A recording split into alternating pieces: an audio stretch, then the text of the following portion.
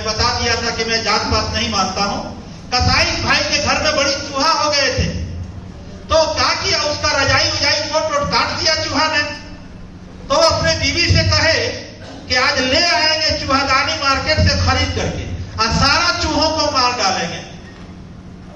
चूहादानी खरीद के उलाए तो चूहों का जो सरदार था वो अपने लोगों को बुला के कहा कि जल्दी इनका घर छोड़ देना चाहिए, ना तो एक एक करके हम लोग मार दिए जाएंगे। यही बात को लेकर के वो चूहों को समझाया और अपने घर वो बिल से निकल करके बाहर गया तो बाहर में एक कबूतर चल रहा था, कबूतर दाना चुन रहा था। उससे जाकर के चूहा बोला कि कबूतर भाई, हम लोग जिस घर में रहते हैं उस घर का मालिक जो है वो चूहादानी खरीद के लाया है। कबूतर हंसने लगा कि ऐसा बेवकूफ आदमी है तुम, अरे तुम न फंसेगा चूहादानी में, हमको उससे क्या मतलब है जी। चूहा बड़ी उदास हुआ, कुछ और आगे गया तो एक मुर्गा जो है वो दाना चुग रहा था। उससे कहा कि मुर्गा भाई देखो, हमारे खानदान वालों पर आफत आ पड़ी है, जिस घर में रहते हैं उस घर में चूहादानी लगाया जा रहा है, हमारे खानदान वाले मार दिए जाएंगे। मुर्गा ने कहा कि तुम तो बेवकूफ आदमी है, इस बात को हमसे कहने की क्या जरूरत है, हमको जाना है उसमें।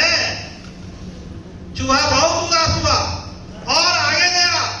एक बकरा चल रहा था, बकरे से कहा कि देखो भाई ऐसा ऐसा बात है। बकरा ठठा के हंसा कि तुम तो बेवकूफ आदमी है, तो चूहादानी में तुम्हारा खानदान जाएगा, तुम लोग जाओगे तो मरोगे, उससे हमको क्या काम है। चूहा वहां से लौट गया, अपने खानदान वालों को कहा कि इमीडिएटली जल्दी घर छोड़ दो। सभी घर से निकल गए। संजोग से उसी रात क्या हुआ, कसाई भाई के बीवी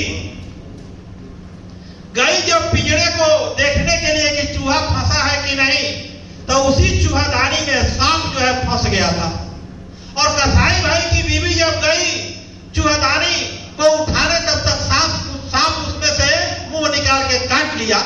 काटने के बाद ओझा गुनी आए, झड़ैती फुकैती हुआ और वो बेचारी अब अंतिम सांस लेने लगी। तब तक एक डॉक्टर साहब आए, चिकित्सक होते थे उस जमाने में।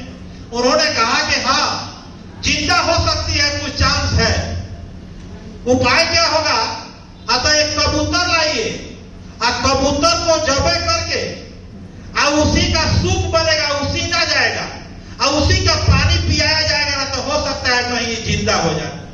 तो सबसे पहले घर के पीछे जो कबूतर दाना चुग रहा था, जो चूहा पर हंसा था, उस कबूतर को पकड़ा गया और कबूतर के गले पर छुरी लगाया गया और उसको उबाला गया, उसका पानी दिया गया और कसाई भाई की बीवी जो है वो जिंदा हो गई। उनके कसाई भाई के लोग, अपने मेहमान लोग आए थे उनको देखने के लिए। तो हुआ कि भाई अब तो जिंदा हो गई, तो कल होकर के उन लोगों को जाना था। तब खुशी में हुआ क्या कि तनी चिकन और चावल बन जाए। तब मुर्गा भाई जो हंसे थे, उस मुर्गा भाई को पकड़ा गया कि लाओ उसी को जबे किया जाए और चिकन और चावल बन जाए। तो मुर्गा भी पकड़ा गया और चिकन और चावल बना, मेहमान लोग खाए।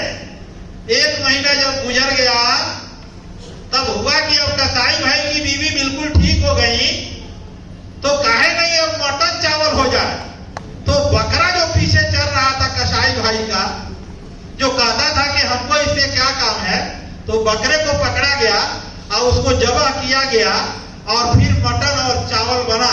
तो दोस्तों, जितने SC ST OBC के नेता लोग हैं, पारा पारी सबकी बारी आनी है। आज हमारी कल तुम्हारी, देखो भाई पारा पारी सबका छिलपट्टी हो रहा है। लेकिन ये नेता लोग एकजुट होकर के, संगठित होकर के संविधान को नहीं बचा पा रहे हैं। सब लोग अपने आप में फूल के कुत्ता है। इसलिए दोस्तों, आप लोगों को पहचानना होगा कि संविधान जलाने की बात कौन करता है, संविधान बचाने की बात कौन करता है, आरक्षण बचाने की बात कौन करता है। लालू यादव ने आरक्षण लेकर के गए सुप्रीम कोर्ट में, आरक्षण लागू हुआ। आज लालू जी जेल में हैं और ये कहा जा रहा है कृष्ण माखन चोर था, तो लालू जी चारा चोर है। आपको पहचानना होगा, आप ही का भाई किसी पक्षी का रोल अदा करता है तो आपको पहचानना होगा, वोट उसके मत दीजिए। एक चिड़िया मार जो है, चिड़िया